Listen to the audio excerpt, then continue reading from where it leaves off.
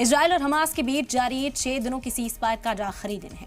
इस दौरान हमास ने 12 और बंधकों को आजाद किया, तो वहीं इजराइल ने 30 फिलिस्तीनी कैदियों को रिहा किया है। सीज़फायर लगने से अब तक 5 दिन में हमास ने 81 बंधकों को आजाद किया, वहीं इजराइल ने इससे पहले तक अपनी जेलों से 150 फिलिस्तीनियों को रिहा किया है। इस वक्त इजराइल की जेलों में 6,700 फिलिस्तीनी बंद हैं। इसी बीच हमास ने अरबपति एलन मस्क को गजा आने का इन्विटेशन दिया। हमास ने कहा है कि हम एलन मस्क को दिखाना चाहेंगे कि गजा में इजरायली हमले के बाद किस हद तक बर्बादी हुई है। 50 दिन के अंदर इजराइल ने 40,000 विस्फोटकों से फिलिस्तीनियों के घरों और दूसरी जगहों पर हमला किया। साथ ही हमास ने यह भी कहा कि अमेरिकी सदर जो बाइडेन को इजराइल के साथ अपने पुराने रिश्तों पर फिर से गौर करना चाहिए। उन्हें इजराइल को हथियार सप्लाई रोकनी चाहिए। दरअसल पीर को एलन मस्क इजराइल के दौरे पर गए थे। यहां वो पीएम नेतन्याहू के साथ मुलाकात के बाद उन्होंने कहा था कि नफरत को मिटाने के लिए वो हर मुमकिन कोशिश करेंगे। वहीं दूसरी जानिब वर्ल्ड हेल्थ ऑर्गेनाइजेशन ने एक बार फिर से अलर्ट जारी करते हुए कहा है कि गजा के अस्पताल जख्मी बच्चों से भरे हुए हैं। हेल्थ और सैनिटाइजेशन सिस्टम ठीक करने की जरूरत है। गजा में बमबारी के मुकाबले बीमारी से ज्यादा मौतें हो सकती हैं। पानी और बिजली रोक देने से बीमारियां फैल सकती हैं। हैजा जैसी जानलेवा बीमारियां फैलने का खतरा बढ़ सकता है। गजा के लोगों को दवा, वैक्सीन, साफ पानी, खुराक की दस्तयाबी नहीं है। आज की बहस में बात इसी पर करेंगे कि फिलिस्तीन कैसे कहूं कि जिंदा हो।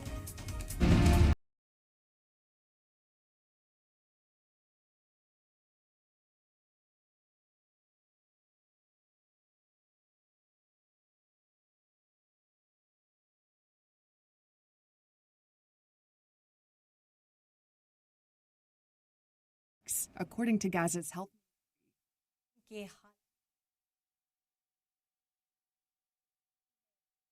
कि यहाँ पर आए और सूरत हाल का जायजा लें, क्योंकि इजराइल के साथ खड़े हैं। एलन मस्क की ओर से कहा गया है कि वो इजराइल के साथ हैं और जो भी बर्बरियत करेगा, जो भी इस तरह तशद्दुद करेगा, उसके खिलाफ एक्शन लिया जाएगा। लेकिन अब हमास यहाँ पर क्या चाहता है, किस तरह से हिकमत अमली जो है वो बनाना चाहता है, वो भी समझना बेहद आम हो जाता है। इस वक्त हमारे साथ खास मेहमान जुड़ गए हैं, यहाँ पर चर्चा करते हैं। सबसे पहले तारुफ आपका करा देते हैं। मेजर जनरल संजय सोई साहब हमारे साथ हैं, defence expert. Shaukat Bharti middle east expert इस वक्त हमारे साथ जुड़ गए हैं, और कर्नल टीपी त्यागी साहब डिफेंस एंड स्ट्रैटेजिक एक्सपर्ट इस वक्त हमारे साथ हैं। खैर मकदम है सभी का, आपने अपना कीमती वक्त हमारे लिए निकाला और बेहद हसास मुद्दा है, इसी वजह से आज इस पर बात कर रहे हैं। मेजर जनरल संजय सोई साहब, आपसे ही शुरुआत करेंगे यहाँ पर, क्योंकि कहा जा रहा है कि आज जब सीज फायर का खात्मा हो जाएगा, आज रात तक सीज फायर का ऐलान किया गया था, उसके बाद एक बार फिर से जो बर्बरियत है वो देखने को मिलेगी, एक बार फिर से वही सूरत हाल होगी। सबसे पहले आप कैसे देख रहे हैं मुस्तकबिल की सूरत हाल को?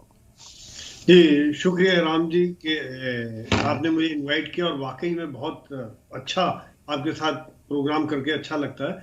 तो देखिए, इस प्रकार से जैसे पूरी एक जब 5-6 दिन अमन के हो गए हैं, तो वाकई में लोगों के दिल में बहुत ही शांति है, बहुत ही अमन है। एक्सचेंज होस्टेजेस का बदलाव किया गया आपस में, और पूरी दुनिया की निगाहें इस पर है कि अभी इसके बाद क्या होगा, कितनी हैवानियत आएगी, कितनी ज्यादा कैजुअलिटी होगी, कितना ज्यादा बम्बार्डमेंट होगा, क्या होगा, वाकई में देखा जाएगा। देखिए, ऐसा है कि अभी मेरे हिसाब से तो एक तरफ से फिलिस्तीनियों को भी, पैलेस्टीन को भी एक पता लग गया है कि अमन की क्या इंपॉर्टेंस होती है। इतने दिन से बम पड़ रहे थे, और कहीं ना कहीं वो देख रहे हैं कि शांति का जो है उसका कितना फर्क पड़ता है। दूसरी तरफ से इजराइल को भी ये पता लग गया कि इतने लोग छूटे हैं, तो कहीं ना कहीं वहां पर भी इतने दिन से बम्बार्डमेंट नहीं आ रहा, रॉकेट नहीं आ रहे, एक तरह से जंग में थोड़ी सी शांति आई है, एक पॉज आया है, जिसका एक लोगों ने एक अंदाजा लगाया कि क्या फर्क होता है जब इतनी भारी जंग हो और शांति हो। तो कहीं ना कहीं ये पैलेस्टीनियंस लोगों का भी एक प्रेशर पड़ेगा हमास के ऊपर भी, कि बाकी होस्टेजेस को भी क्यों ना छोड़ दिया जाए, इनके ऊपर क्यों ना बातचीत की जाए। इजराइल के ऊपर भी पूरा दुनिया प्रेशर डाल रही है कि क्योंकि जो कोलेटरल डैमेज है, बाकी जो सिविलियन कैजुअलिटीज है, उससे ना केवल मुस्लिम वर्ल्ड बल्कि पूरी दुनिया में इसके ऊपर एक जगह जगह से जुलूस निकल रहे हैं, जगह जगह से उनका विरोध हो रहा है कि इसको कम किया जाए, कम से कम बच्चे, आम आदमी और ये लोग जो कैजुअलिटी है वो ना हो। क्योंकि हमास को खत्म करने में मैं ये मानता हूँ हमास को खत्म होना चाहिए, एक आतंक के खिलाफ है। भारत की भी पॉलिसी रही है कि आतंक के खिलाफ है, लेकिन फिलिस्तीन को जो मदद दी जा रही है उनका जरूरी है कि कहीं ना कहीं उनका फैसला अच्छी तरह से निकले। ये तो एक महज थोड़ी सी शांति है, लेकिन हमें सोचना पड़ेगा कि लंबे समय के लिए शांति के लिए क्या किया जाए। क्या वो 2 स्टेट है, कहाँ पे होगी, ये वाकई में इसमें काफी ज्यादा सोच विचार करना पड़ेगा। पैलेस्टीनियंस को भी एक अच्छी जगह मिले जहां पर भी शांति से रह सके, अमन से रह सके। एक ऐसे लीडर की जरूरत है अभी उनको, जो कि वहां पर एक एजुकेशन, तालीम और इंडस्ट्री ग्रोथ, इकोनॉमी, इस चीज के ऊपर जोर दे, बजाय इसके कि वायलेंस के ऊपर।